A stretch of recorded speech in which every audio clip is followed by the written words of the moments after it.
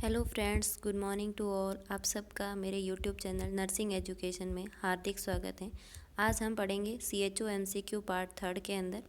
तो आप सबको क्या करना है, मेरे आंसर बताने से पहले हर MCQ का आंसर लगा के रखना है और ख़ुद का एनालिसिस करना है कि आपके कितने सही हो रहे हैं। और फिर आपको क्या करना है, कमेंट बॉक्स के अंदर बताना है कि आपके कितने MCQ सही हुए हैं।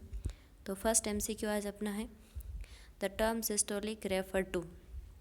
ये कह रहा है कि जब हम ब्लड प्रेशर असेस करते हैं तब एक सिस्टोलिक और डायस्टोलिक वर्ड यूज़ करते हैं। वो कहाँ से अरेंज होते हैं, कहाँ से अराइज होते हैं। तो ऑप्शन ए कह रहा है वेंट्रिकुलर रिलैक्सेशन के दौरान, ऑप्शन बी कह रहा है वेंट्रिकुलर कॉन्ट्रैक्शन के टाइम, ऑप्शन सी कह रहा है contraction of atrium, option D कह रहा है relaxation of atrium.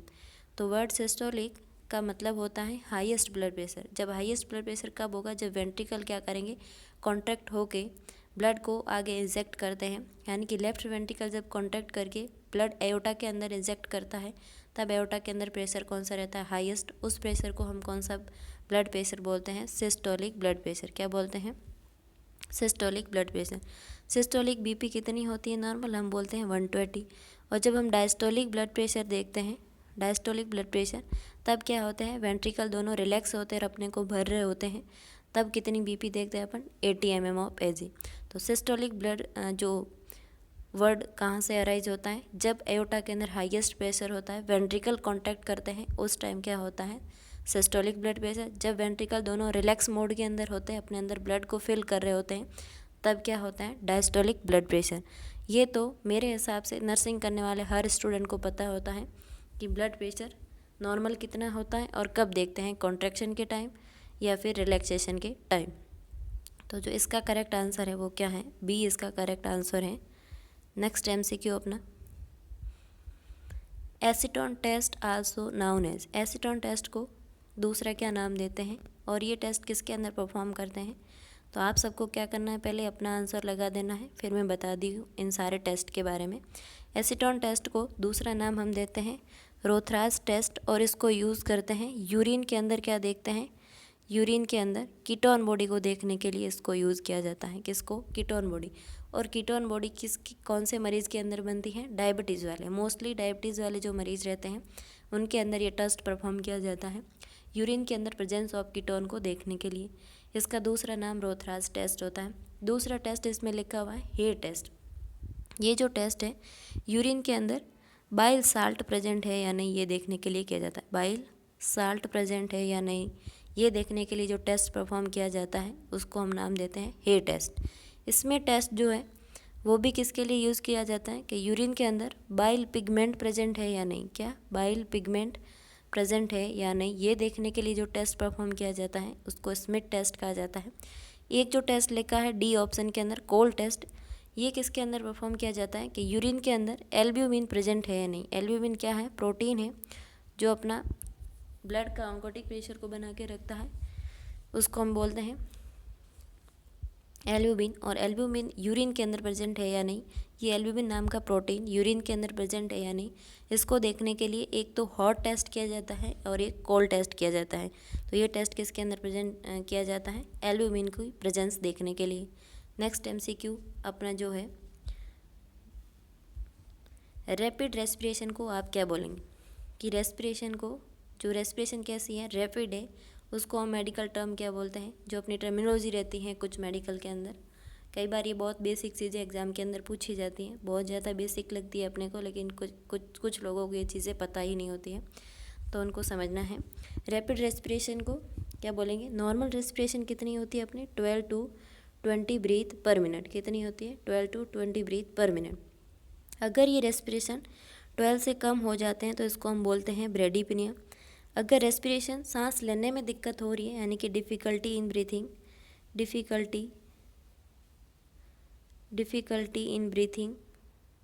Difficulty breathing को हम क्या बोलते हैं, डिस्निया बोलते हैं। पॉलीपनिया का मतलब होता है नंबर ऑफ रेस्पिरेशन बढ़ गए। पॉलीपनिया के क्या हो रहा है, नंबर ऑफ रेस्पिरेशन बढ़ गए, और कितने बढ़ गए, 20 से ज़्यादा हो गए, उसको हमने क्या बोल दिया, पॉलीपनिया। और इस अपने MCQ का जो राइट आंसर है वो क्या है, ए। पॉलीपनिया को एक और नाम हम दे सकते हैं टैकीपनिया। टैकी का मतलब होता है ज़्यादा, ब्रेडी का मतलब होता है कम, और पॉली का मतलब भी क्या होता है, ज़्यादा। तो यहाँ पे टैकीपनिया नहीं लिख करके उन्होंने क्या लिखा है, पॉलीपनिया लिखा है। तो इसका जो करेक्ट आंसर है वो क्या है, ए पॉलीपनिया। नेक्स्ट MCQ अपना, which of the following destroy HIV, HIV virus को डिस्ट्रॉय करने वाले कौन सा डिसइंफेक्टेंट है। ऑप्शन ए कह रहा है सेवलॉन, ऑप्शन बी है sodium hypochloride, option C Lysol, option D Dettol. ये जो सेवलॉन, लाइजॉल, डेटॉल हम थर्मोमीटर को डिसइंफेक्ट करने के लिए अपन पढ़ते हैं मोस्टली कितना इसका रेशियो कितना रखते हैं, 1:20 का रखते हैं और 5 मिनट के लिए थर्मोमीटर को अंदर रखते हैं, इस तरीके से अपन पढ़ते हैं। लेकिन यहाँ ये पूछ रहा है कि कौन सा सॉल्यूशन है जो HIV वायरस को डिस्ट्रॉय कर सकता है। तो इसका जो करेक्ट आंसर है वो क्या है, सोडियम हाइपोक्लोराइड। हम क्या करते हैं, HIV पॉजिटिव जो पेशेंट रहते हैं उनके क्लॉथ को, उनके लिए जो यूज़ होते हैं सारे इंस्ट्रूमेंट, उन सबको सबसे पहले NS से क्लीन करके सोडियम हाइपोक्लोराइड से क्लीन करते हैं ताकि क्या हो जाए, HIV वायरस डिस्ट्रॉय हो जाए। ये जो सोडियम हाइपोक्लोराइड है इसके अंदर वो कैपेसिटी है कि वो HIV वायरस को डिस्ट्रॉय कर सकता है। Next MCQ, in the following is used for sterilization of endoscope. Hospital के अंदर एंडोस्कोप यूज होती है, उसके लिए जो अपन क्या करते हैं, एंडोस्कोप यूज़ करते हैं। GI सिस्टम को देखने के लिए जो एंडोस्कोपी करते हैं, जो एंडोस्कोप यूज़ करते हैं उनको हम स्टेराइल कैसे करते हैं, ये पूछ रहा है आपको। ऑप्शन ए कह रहा है बाय 2% फिनॉल से करते हैं, बाय 2% ग्लूटाल्डिहाइड से करते हैं, बाय UV रेज से करते हैं, बाय ऑटोक्लेव से करते हैं। तो अपने हॉस्पिटल के अंदर जो भी ट्यूबिंग वाले जो इंस्ट्रूमेंट रहते हैं, मान लो स्टेथोस्कोप है, क्या है, स्टेथोस्कोप है, ब्रोंकोस्कोप है, क्या है, ब्रोंकोस्कोप है, या फिर अपन मान लो इंट्यूबेट किया और बूजी यूज़ की है, क्या बूजी यूज़ की है उसको, या फिर अपन ट्रेकोस्टोमी कर रहे हैं उसके लिए डायलेटर यूज़ कर रहे हैं, क्या यूज़ कर रहे हैं, डायलेटर। ये सारे क्या हैं, ट्यूबिंग वाली जो स्ट्रक्चर रहती हैं, इन सब को अपन किससे स्टेराइल करते हैं, डिसइंफेक्ट करते हैं 2% ग्लूटाल्डिहाइड से। और इसका जो बेस्ट एग्जांपल है वो क्या है, साइडेक्स। क्या है, साइडेक्स। हम क्या करते हैं, जैसे किसी पेशेंट को इंट्यूबेट किया है हमने, तो उसके लिए अपन ने भुजी को यूज़ किया, तो इसको अपन क्या करते हैं, नॉर्मल सेलाइन से क्लीन करके किसके अंदर डाल देते हैं, साइडेक्स के अंदर डाल देते हैं। ये किसका बेस्ट एग्जांपल है, 2% ग्लूटाल्डिहाइड के अंदर। तो इस MCQ का जो राइट आंसर है वो क्या है, बी। नेक्स्ट MCQ अपना, method of applying medication to the skin is known as. हम जब ड्रग एडमिनिस्ट्रेशन के रूट पढ़ते हैं तो 2 रूट पढ़ते हैं, एक होता है एंट्रल रूट, एक होता है पेरेंट्रल रूट। एंट्रल रूट जिसके अंदर अपन टैबलेट फॉर्म के अंदर जैसे जो भी मेडिसिन GI सिस्टम से होकर की जाती हैं ओरली अपन लेते हैं, उसको एंट्रल रूट कहते हैं। इसके अलावा जितने भी अपन IM, IV और इंट्रा मस्कुलर, इंट्रा वीनस और बहुत सारे इंट्रा ओसियस और वो सारे जो मेथड पढ़ते हैं वो किसके अंदर आते हैं, पेरेंटल के अंदर। तो ये अपने को पूछ रहा है कि स्किन के ऊपर अगर आप कोई मेडिसिन अप्लाई कर रहे हो तो उसको आप क्या टर्म देते हो, क्या नाम देते हो। इंजेक्शन किसके अंदर आएगा, ये तो इंट्रावीनस है। इनहेलेशन का मतलब होता है किसी भी मेडिसिन को अपन क्या कर रहे हैं, इनहेल कर रहे हैं, यानी कि इंस्पिरेशन के साथ इनहेल कर रहे हैं, तो इसको अपन क्या नाम देते हैं, इनहेलेशन। इसके अंदर जैसे अपन किसी पेशेंट को क्या कर रहे हैं, नेबुलाइजेशन कर रहे हैं, क्या कर रहे हैं, नेबुलाइजेशन कर रहे हैं, उसके अंदर ड्यूलिन डाला है और वो पेशेंट इनहेल कर रहा है इंस्पिरेशन के साथ, तो वो किस मेथड के अंदर आता है, इनहेलेशन के अंदर। फिर ऑप्शन डी कह रहा है इंस्टिलेशन। इंस्टिलेशन का मतलब होता है ड्रॉप वाले जो काम, जैसे आई के अंदर ड्रॉप डाल रहे हैं, ईयर के अंदर ड्रॉप डाल रहे हैं, उनको हम क्या बोलते हैं, इंस्टिलेशन करना। और इनक्शन का मतलब होता है स्किन के ऊपर कोई अपन ड्रग अप्लाई कर रहे हैं, जैसे मान लो कोई ऑइंटमेंट लगा रहे हैं, तो वो किसके अंदर आएगा, इनक्शन के अंदर। तो इस MCQ का जो करेक्ट आंसर वो क्या है, सी।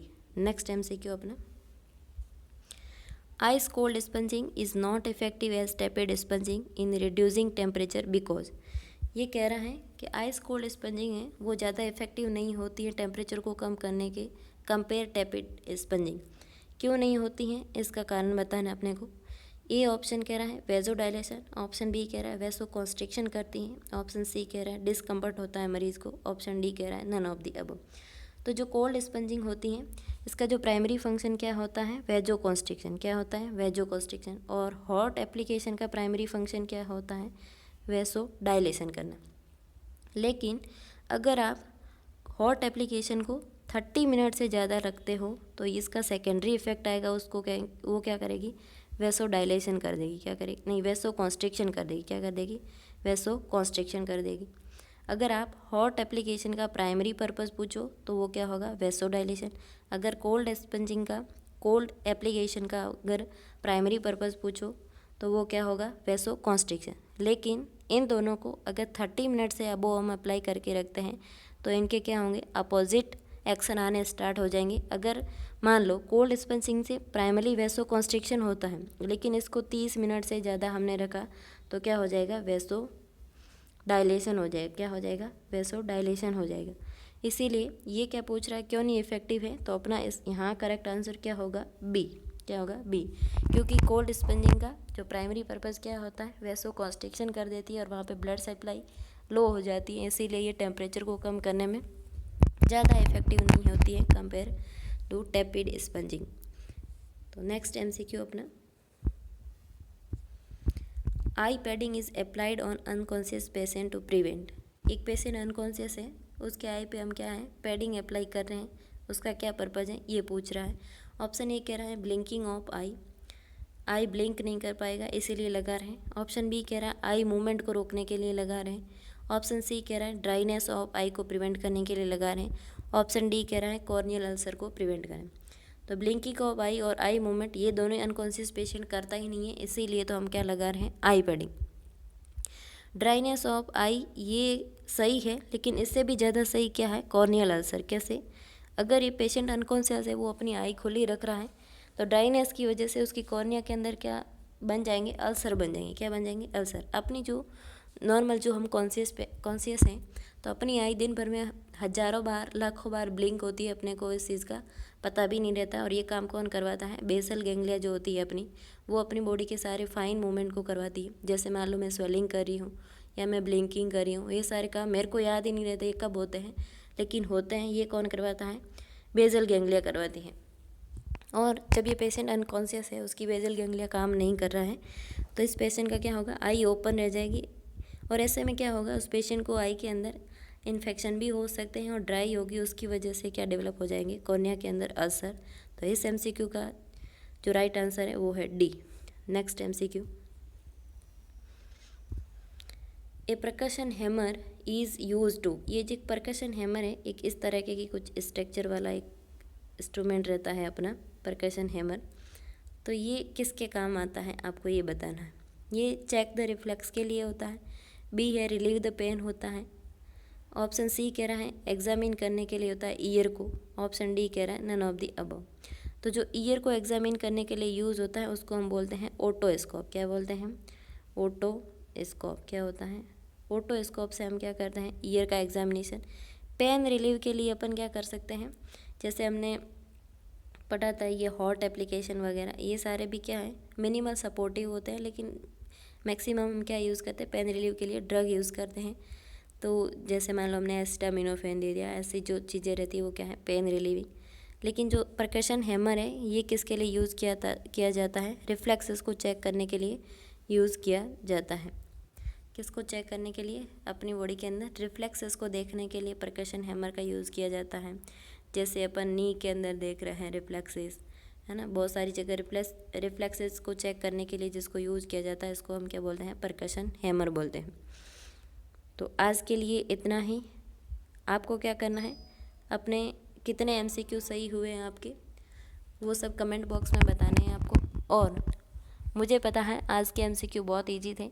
जो लोग नॉर्सेट की तैयारी कर रहे हैं उनके लिए और ही ज़्यादा इजी थे, और जो लोग बेसिक से पढ़ रहे हैं उनके लिए भी इजी थे।